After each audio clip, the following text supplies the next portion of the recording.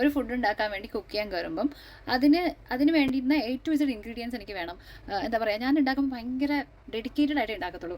അത് എല്ലാം ഇങ്ങനെ സെറ്റാക്കി വേവാനും എല്ലാം ടൈം കൊടുത്ത് അളന്ന് മുറിച്ച് എല്ലാം അങ്ങനെ സെറ്റാക്കിയിട്ട് ഉണ്ടാക്കത്തുള്ളൂ.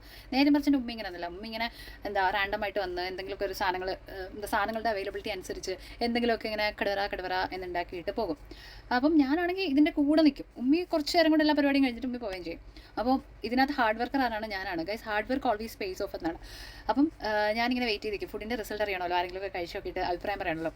അങ്ങനെ നമ്മളെല്ലാവരും കൂടെ ഫുഡിൽ നിന്ന് കഴിക്കാൻ തുടങ്ങുമ്പോഴത്തേക്കും ഉമ്മിയുടെ ഫുഡ് എടുക്കും. ഞാൻ എല്ലാവർക്കും വിളമ്പി കൊടുക്കും. ഉമ്മിയുടെ ഫുഡ് നാച്ചുറലി എല്ലാവരും എടുത്തോളും. അങ്ങനെ ഉമ്മിയുടെ ഫുഡ് എടുത്ത് കഴിക്കും. കഴിച്ചു കഴിയുമ്പോഴത്തേക്കും എന്താ ചെയ്യുന്നതെന്ന് വെച്ചാൽ നൈസായിട്ട് എൻ്റെ ഫുഡ് ഇങ്ങനെ സൈഡിലേക്ക് മാറ്റി വെക്കും. എൻ്റെ ഫുഡ് കാണാൻ നല്ല ഭംഗിയായിരിക്കും ഗാർണിഷൊക്കെ ചെയ്തിട്ട്. അപ്പം എൻ്റെ ഫുഡ് ഇങ്ങനെ സൈഡിലേക്ക് മാറ്റി വെച്ചിട്ട് ഞാൻ ഉൾപ്പെടെ എല്ലാവരും കൂടെ ഉമ്മി ഉണ്ടാക്കിയ കറിയെല്ലാം കൂടെ കൂട്ടി തിന്നും.